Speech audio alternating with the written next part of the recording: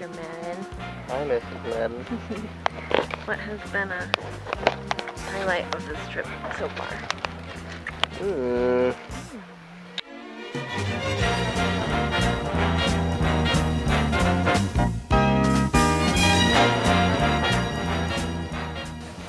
So how are we feeling? Really good, actually. Yeah? Coming together? Not sick. Praise the Lord. Yes. Not sick. Too many cameras. Too many cameras. That's the only one. Phil, you got any advice for Kale?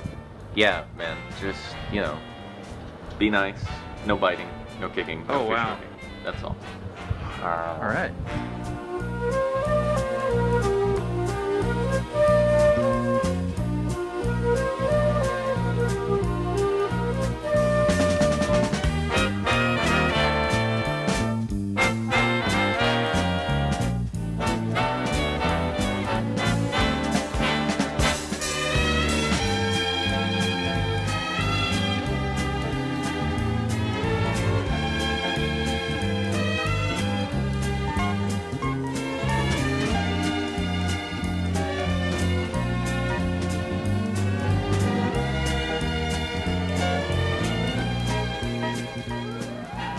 I give you this ring as a symbol of my vow.